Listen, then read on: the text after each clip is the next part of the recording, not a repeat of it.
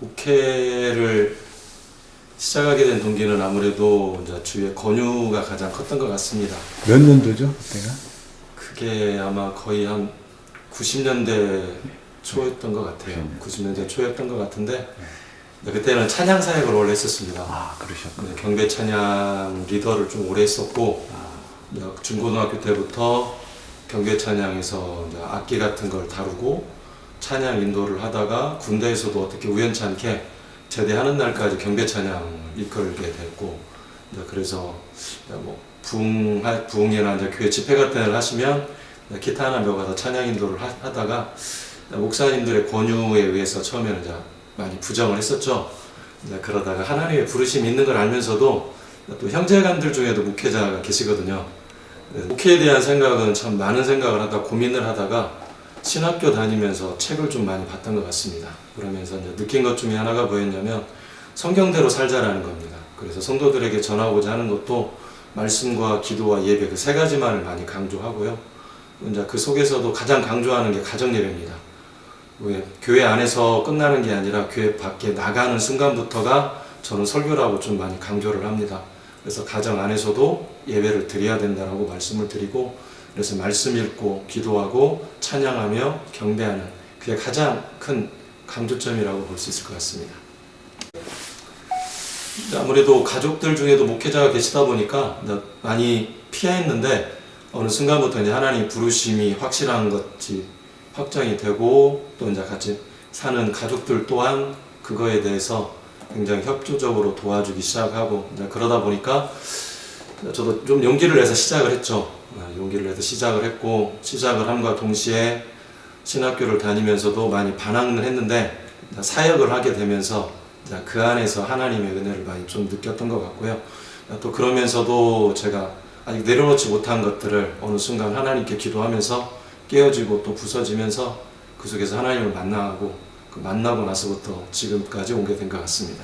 그러면서 이제 목회를 하면서도 힘든 부분도 있고 즐거운 부분도 있지만 가장 중점을 뒀던 것은 그런 것들인 것 같아요. 제가 보여주자라는 삶.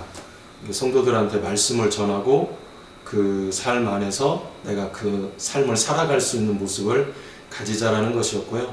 두 번째는 제가 자녀가 다섯이다 보니까 그 자녀들이 수긍할 수 있는 목회자가 되자라는 생각을 좀 많이 했던 것 같습니다. 그래서 자녀들 안에서도 목회자로서 안에서 보여지는 강단 안에서 보여지는 모습과 가정 안에서 보여지는 모습이 똑같기를 많이 바랬는데 이제 그 안에서 아직까지는 모르겠습니다. 자녀들이 잘 따라오고는 있는데 그 모습 속에서 마지막 순간 가장 두려운 건 그것인 것 같습니다. 마지막 순간에도 그 모습을 안고 하나님 안에서 살아갈 수 있기를 바란다라는 마음입니다. 신학을 시작하게 된 것은 거의 반강제적으로 들어왔습니다. 섬겼던 목사님이 일단 성함이? 지금 바로 생각이 안 나네요. 네. 근데 그 목사님이 이제 신학을 강요를 했었고 말씀을 하셨고 이제 말씀하심과 동시에 지금 이제 제가 강의를 나가고 있는 바울 신학원에 등록을 하게 됐고요. 이제 그러면서 그 바울 신학원 안에서 시작을 했죠. 그런데 이제 아무래도 시작을 했지만 제 중심 가운데 있는 것이 아니다 보니까 신학보다는 도망갈 생각을 많이 했었고 이제 그러면서 거기서 한 3학년 때인가 3학년쯤 됐을 때 그때가 몇 년도에죠? 정확하게 기억은 안 납니다 제가. 근데 20년 전에? 예, 전 20년 전쯤에 했을 때 덕진교회 전도사로 들어가게 됐습니다. 그때 오윤태 목사님 계실 텐데 그때 이제 거기 가서 유초등부 교육자를 하고 중고등부 교육자를 하면서 같이 계셨던 부목사님들이 나이가 동년배였습니다. 두 분이 계셨는데 이제 그분들을 보면서 많이 좀 도전을 받았죠. 네, 도전을 많이 받고 이제 그러면서 제가 도전은 받았지만 여전히 아쉬움이 좀 하고 싶지 않은 마음이 좀 컸었던데 어느 날 신학생 중에 그런 간증을 한 적이 있습니다. 한 분이 간증을 하시면서 하나님께서 네가 순종하지 않으면 제 자녀가 갑자기 아팠는데 병원을 가도 원인을 모르겠다라고 하셨다라고 그래요. 봉사들도. 그런데 어느 순간에 하나님이 음성을 주시더래요. 네가 순종하지 않으면 네 딸을 내가 데려가겠다. 근데 그게 그때 당시 제가 아이가 넷이었는데 첫째를 내가 데려가도 되지 않냐라는 말씀을 주셔서 제가 그때 반문을 했죠. 왜 내 아들을 데려가냐 그랬더니 내가 너를 위해서 십자가에 못 박힌 네 아들도 줬는데 내가 네 아들을 데려가는 건 억울하냐라는 말씀을 주셔서 이것은 내가 하고 안 하고의 문제가 아니라 순종의 문제구나라는 생각해서 이제 그때부터 적극적으로 신학을 하고 그 다음부터 제가 적극적으로 공부에 들어가기 시작했죠. 이제 공부를 시작하면서 가장 많이 봤던 게 고민했던 게 믿음을 내가 믿었다라면 삶을 어떻게 살아야 되냐라는 것을 가지고 참 많이 고민을 했었는데 이제 그때 덕진교회를 다니면서 한 1년 정도를 전북대학교 도서관에 가서 책만 봤습니다. 성경하고. 이제 그러면서 가장 많이 봤던 게 마틴 로이드 조스 목사님의 서적들하고 이제 그 다음에 존 스토트 목사님 그리고 또 여러 가지 목사님들 고전들을 많이 봤던 것 같아요. 그러면서 이제 그분들의 어떤 영향 그리고 이제 김남준 목사님이나 김서택 목사님 같은 책들을 많이 보면서 거기에 영향을 많이 받았고 이제 그러면서 존경할 만한 제가 살아가면서 목회를 하면서 존경할 만한 분은 사실은 어떻게 이제 스승이나 그런 분들도 많이 계시지만 저한테는 같이 신학을 동기했던 목사님이 계십니다. 정대진 목사님이라고 그분을 보면서 참 많이 배우고 또 많이 어렸던 생각들도 많이 성숙했던 것 같습니다. 제가 목회를 하건 사람을 만나건 가장 중요하게 생각하는 게 한 가지가 있습니다. 그건 뭐냐면 변하지 않는 겁니다.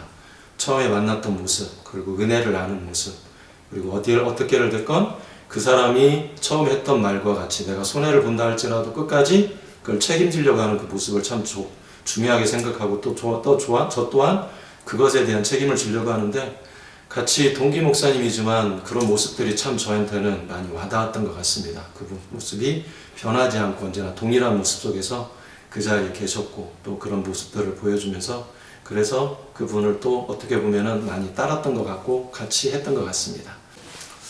원래는 제가 이제 다른 교회에 있다가 개척을 해서 시골에 있는 집에서 예배를 드렸습니다. 젊은 부부 몇 가정하고 해서 한 20여 년 정도가 됐는데 같이 예배를 드리다가 한 5년 정도 기도를 하면서 하나님께 기도를 하는 과정에 이곳에서 목사님 은퇴를 하셔야 되는데 어떤 그런 필요한 사람이 구하신다라고 해서 한번 만나 뵙게 됐고 이제 그 과정 속에서 목사님이 말씀하셨던 부분과 그리고 이제 제가 해드릴 수 있는 부분들 여러 가지가 서로 맞게 돼서 두 교회가 합병이라고 하기에는 좀 그렇지만 저희가 교회가 없는 상태이다 보니까 거의 들어온 상태죠.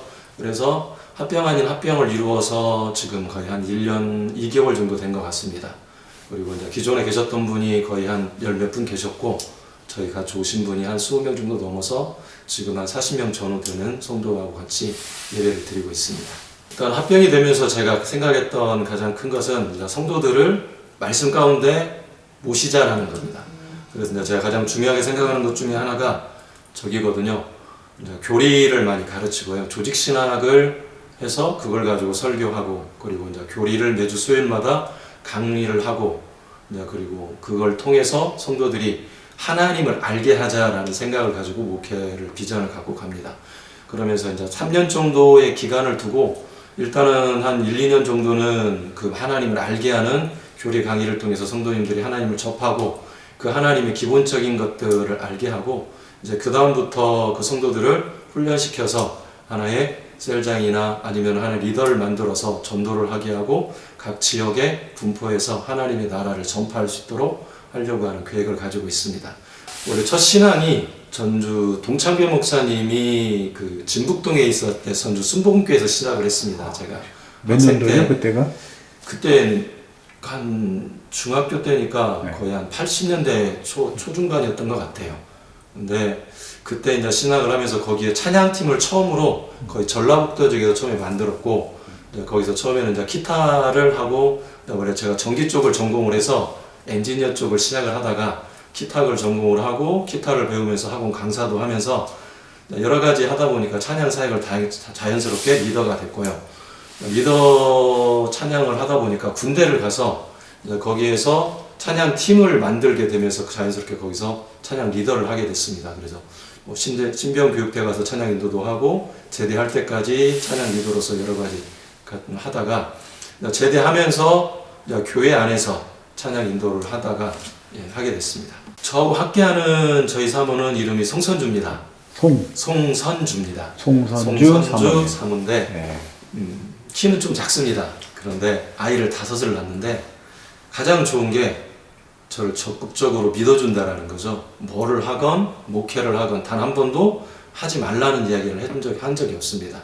그리고 언제나 제가 힘들고 목회를 하면서 너무 괴로워할 때도 똑같이 하는 얘기가 똑같습니다.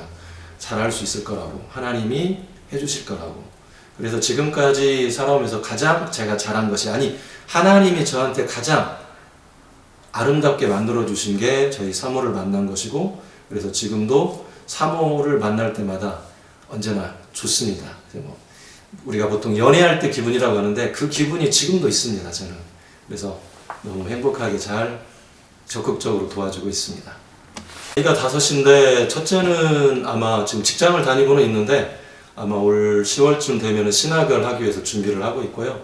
둘째는 원래 패션 미술 쪽을 전공을 했는데 서울에서 직장을 다니고 있습니다. 셋째는 지금 제과제빵을 해서 직장을 다니고 있고요, 전주에서. 넷째 같은 경우는 이제 교대를 다니고 있어서 지금 4학년이라 임용을 준비하고 있습니다. 이제 막내는 올해 이제 군대를 입대해갖고 지금 조교로 생활을 하고 있습니다. 그래서 5 자녀가 아빠에 대한 부분을 내 자녀는 다 딸만 타지에 있고 나머지는 전주에 있는데 그 자녀들이 다 악기를 다루고 있어서 교회에서 찬양팀을 구성이 돼서 제가 찬양 인도를 하고 아이들은 뭐 드럼부터 모든 악기를 다 다루어서 같이 지금 찬양 사역을 교회에서 돕고 있습니다. 네. 이 전북 지역에 있는 바울신학교라는 곳이 있는데 이제 저희 예장 개혁 측이 5개 노회가 이루어서 같이 운영하고 있는 70년 역사를 가지고 있는 신학교입니다. 거기서 저는 홍보처장을 담당하고 있고요. 지금 이제 1학년, 2학년 이제 기독교 교육학을 강의를 하고 있습니다. 그래서 거의 한 원부생까지 한 30명 정도의 학생들을 배우고 있고요. 학생들을 4,000명 이상 배출이 돼서 많은 학생들이 지금 목회를 참 전국 세계 곳곳에서 퍼져서 하고 있습니다. 그래서 가르치는 과정도 참 즐겁기도 하고요. 어떻게 보면은 그 학생들이 성장해 나가는 모습이 가장 큰 보람이 아닌가라는 생각이 듭니다. 그래서 바울신학교 또한 하나님의 사역을 감당할 수 있는 최고의 신학교가 되도록 우리 5개 교회에서 열심히 노력하고 있습니다.